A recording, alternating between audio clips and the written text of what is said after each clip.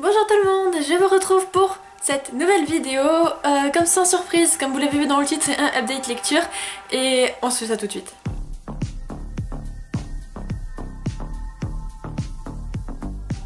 Donc voilà, oui ça va mieux, j'espère que ça se voit, en tout cas moralement moi je le sens. Voilà, donc comme je vous l'avais dit, j'ai eu une migraine horrible et en gros je suis complètement impuissante face aux migraines, je préfère les laisser gagner et les laisser passer, voilà, elles m'énervent mais je peux pas m'en séparer. Bref, c'est une longue histoire, mais voilà, donc c'est passé, j'ai réussi à lutter contre elles et ça va mieux, ça va beaucoup mieux, voilà. Je suis très contente de vous retrouver en vidéo, c'est vrai que j'ai pas beaucoup de temps. Alors là je suis carrément dégoûtée puisque nous sommes samedi matin. Toute la journée, j'ai travaillé, toute la semaine pardon, j'ai travaillé et en fait il faisait super chaud et tout le temps bleu, tout le temps voilà. Et là, il fait tout gris, il fait pas beau, il pluviote genre un tout petit peu mais il fait un temps horrible et du coup je suis dégoûtée parce que je comptais aller me baigner cet après-midi mais c'est mort. Mais bon tant pis on verra bien, je suis un peu dégoûtée mais c'est pas grave. Alors je vais vous parler donc comme la dernière fois de mes lectures depuis que je vous ai laissé. Je vais aussi vous parler de mes lectures actuelles, il y en a deux. Et puis je ne vous parlerai pas de mes lectures suivantes, voilà, comme d'habitude je vous laisse la surprise, mais bon, c'est pas si surprenant parce que si vous me suivez sur Facebook, Instagram, le blog, tout ça, donc vous pouvez voir que mes lectures avancent. Mais voilà, en update lecture, je préfère vous en parler. Donc c'est parti. Alors la semaine dernière je vous laissais avec Enclave, le troisième tome, La Horde de Anne Aguirre, que vous pouvez trouver chez Black Moon, donc chez Hachette. Donc la couverture je vous la mets ici. Donc c'est une lecture que j'ai adorée, donc je vous avais laissé, j'en étais au tout début, j'avais pas commencé.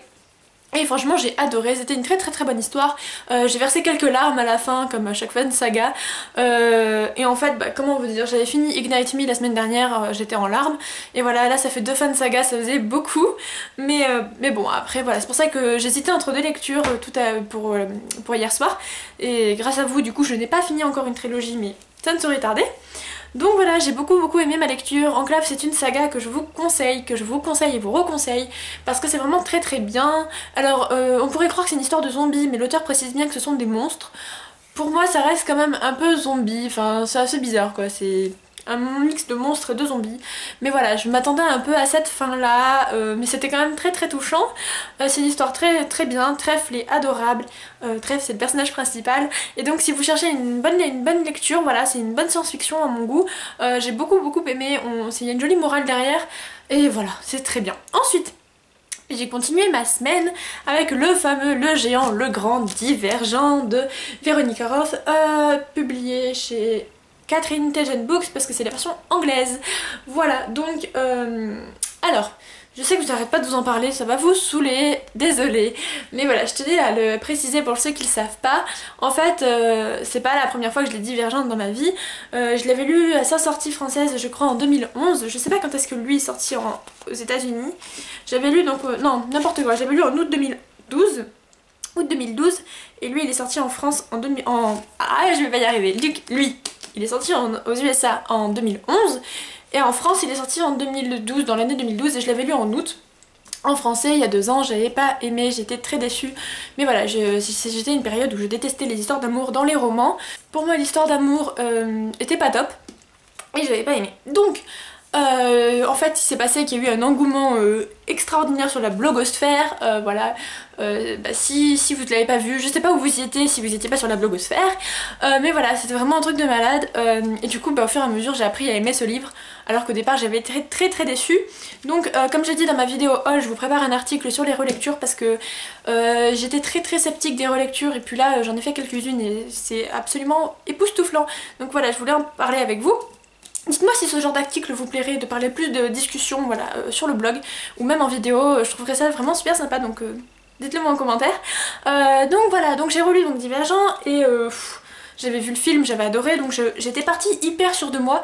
Comme vous savez j'avais les 3 tomes qui m'attendaient en VO et il coûtait quand même assez cher. Bon, même si c'était un cadeau, il coûtait assez cher, j'aurais pu carrément avoir pas mal de sous balancés pour rien, et puis finalement bah non, c'est un énorme coup de cœur. Vous voyez tous mes petits post-it, alors c'est plein de petits passages que j'ai adorés, voilà.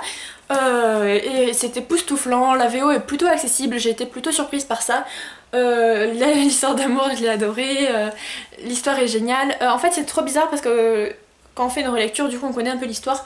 Il y a pas mal de détails au début qui m'ont fait tilt, de dire ah mais ça je connais, enfin que Triss ne connaît toujours pas et que nous on sait bien évidemment.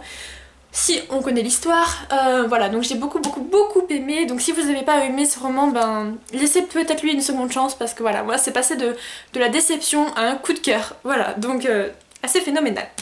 Donc voilà, donc c'était un coup de... comme je vous l'ai dit, donc je pense que je vais refaire un article sur le blog parce que l'article que j'avais fait, il était carrément minable, et deux, bah j'ai envie d'avoir un article coup de cœur, même s'il y a déjà des millions d'avis, je vais montrer l'évolution quand même.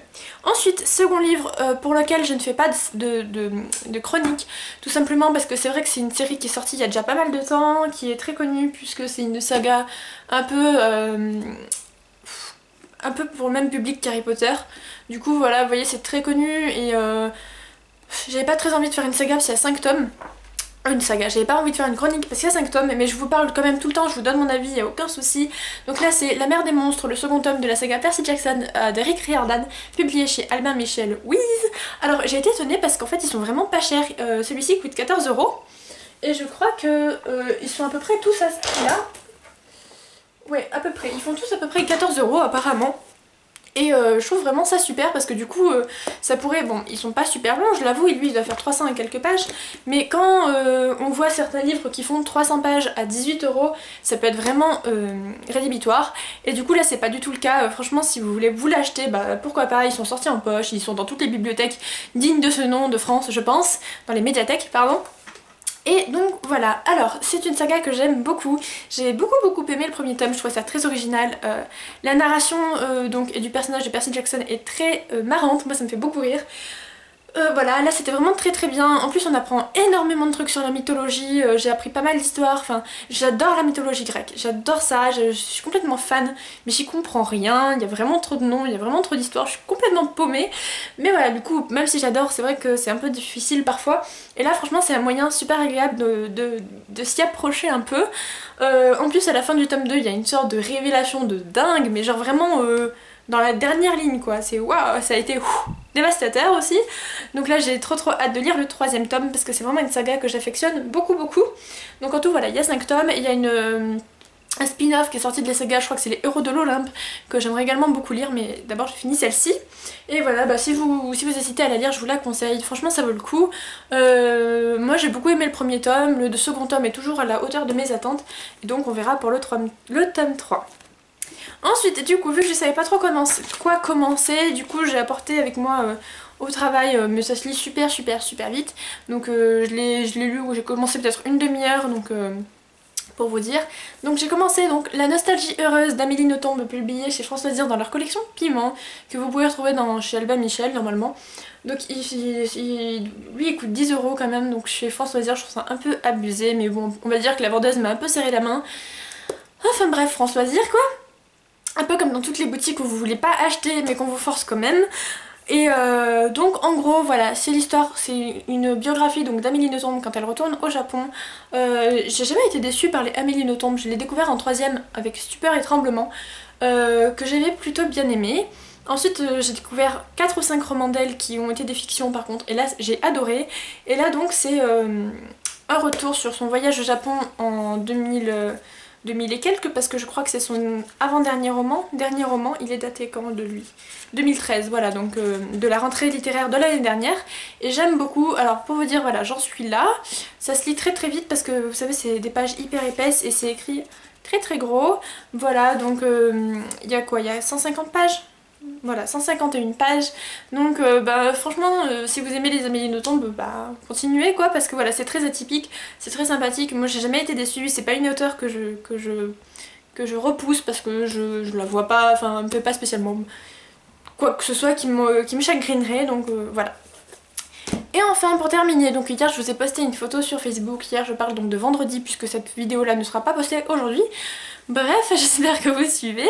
J'hésitais entre L'épreuve qui est ici, le tome 3 et Angel Fall, et en fait vous avez été beaucoup quand même à me conseiller celui-ci. J'hésitais énormément parce que j'avais un peu peur de la VO, je l'avais un peu feuilleté et c'est vrai que c'est un cran au-dessus de ce que je lis en ce moment au niveau VO. Après L'épreuve, il y en a beaucoup qui ont été déçus, j'ai hyper peur, donc bah si vous avez été déçus, ne me le dites pas en commentaire. Parce que du coup, j'ai trop peur d'être influencée ou d'avoir eu des mauvaises ondes. Mais voilà, non mais voilà, donc de toute façon j'ai hâte de lire les deux, mais voilà, comme c'est une fin de saga, je voulais pas encore avoir le cœur brisé, vous inquiétez pas, de toute façon j'ai prévu plein de one shot, j'en ai plein là, un là, un là, un là, un là, un là, voilà, celle-là c'est que des livres en un seul tome, et ça me va très bien, ça évite d'avoir le cœur brisé au bout de 6 mois parce que vous venez de finir votre saga. D'ailleurs ça me fait un peu peur de quitter l'épreuve, mais on verra bien, si tout le monde a été déçu, autant je vais être déçue aussi, ne partons pas défaitistes, mais donc bref. Pour vous parler de ma lecture actuelle, je lis Angel Fall de Susan E, publié chez Hooder, que vous pouvez retrouver chez Fleuve Noir dans leur collection Territoire.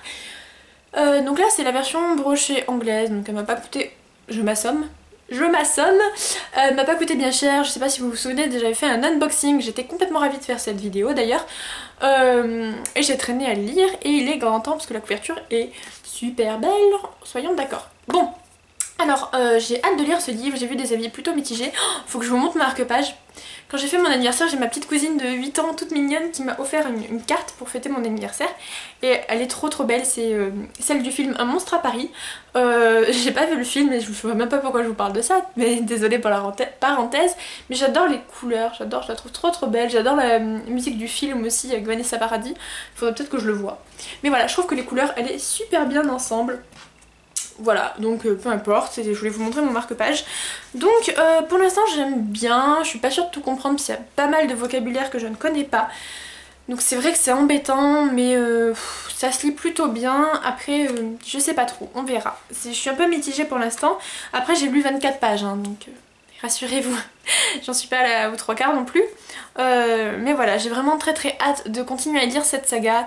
Donc je sais exactement ce que je vais lire après, puisque j'ai une lecture commune de prévue avec Justine.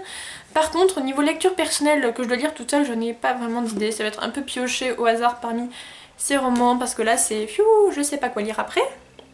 Peut-être l'épreuve du coup. Mais voilà, donc c'est tout pour cette vidéo, j'espère qu'elle vous aura plu. Je suis contente de pouvoir enfin vous tourner des vidéos, faudrait que j'en fasse plein pendant le week-end, comme ça moi j'ai le stock pour la semaine. En tout cas j'espère que le temps va s'améliorer chez moi, je sais pas quel temps il fait chez vous, mais il paraît qu'on a un été pas terrible en France en ce moment. Peu importe, voilà. Donc je vous fais de gros bisous à tous, je vous retrouve très vite partout, sur le blog, sur Facebook, sur Instagram, sur Twitter. Je vous mets de toute façon tous les liens pour me contacter en barre d'infos. Je tenais aussi à dire que j'ai créé une adresse email pour le blog.